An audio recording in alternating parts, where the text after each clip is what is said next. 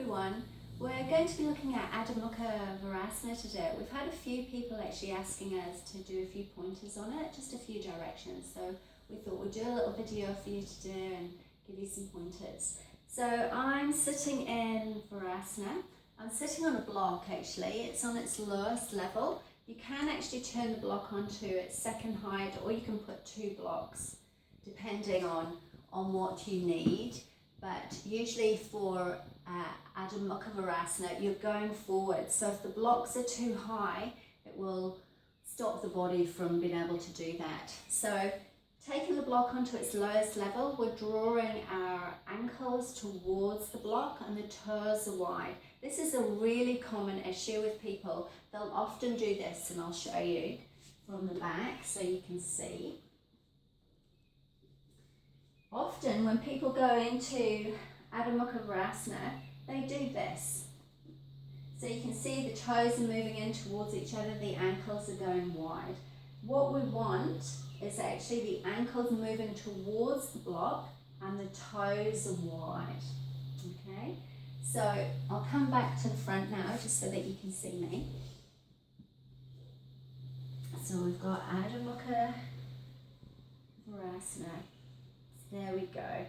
So I've now got my ankles coming towards the block and my toes are wide. I'm actually pressing my shin bones firmly down onto the mat.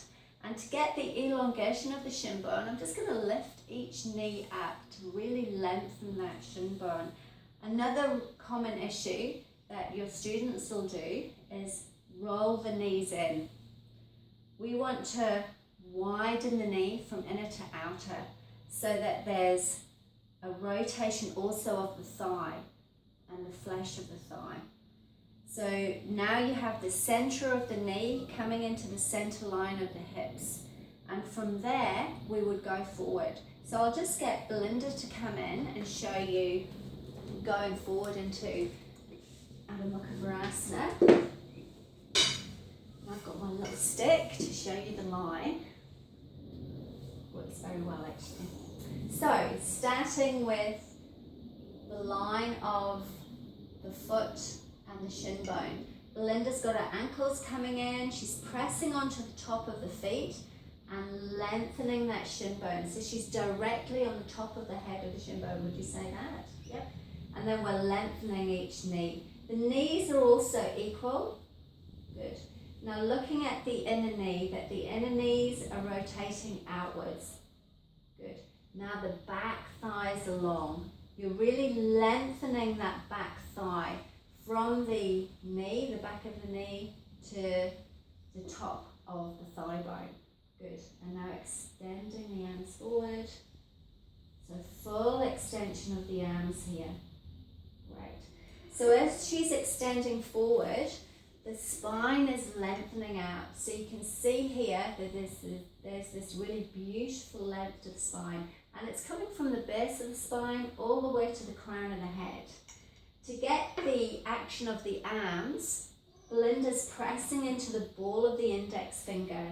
And she's actually extending the fingers from the knuckles and moving the fingers away from each other. So there's full contact of the palm of the hand to the mat. This is going to bring support to the outer arm and also to the upper arm. Okay, so now we've got this beautiful line. I'm just going to show you what can happen sometimes with your students, is they will actually take their head to the floor and they will round their thoracic. So you can see now, and you'll see this really easily actually in your classes, is you'll see there's a roundness to the spine, okay, which means that here the head is dropping, there'll be a lot of pressure on the shoulders and a lot of pressure on the neck. So all we need to do is bring a block in just to give them the understanding of where they need to place their head, and again lengthen that spine out. Well done. Good. So this is your Adho Mukha Virasana, one version. Second version is removing the block, and you can often go into this asana when you've come out of Adho Mukha Svanasana. It's a beautiful way to get them down onto the floor. So toes together, knees wide, same indicators, ankles in. Outer shins in here. Really important to get these outer shins in. She's directly on top of the shin bone, widening the knees from inner to outer, back thighs long, and then she's going to lengthen her body forward. From that positioning of the legs, as we said earlier, the feet lead into the legs lead into the pelvis, and the pelvis leads into the torso. Torso directs the head, the spine directs the head. Now the reason I mentioned outer shins in this particular version of Adho Mukha Virasana is that often what can happen is people will fall into their inner groins. Your students will fall into the inner groin, which will make this area really unstable. So containing these outer shins protects the inner groin. Good. The other really common thing that your students will do is they'll collapse their top body.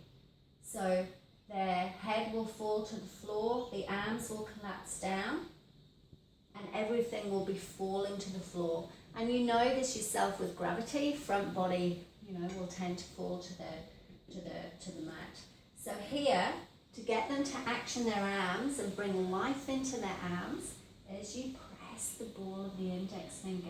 Action the ball of the index finger. Good. Action the arm.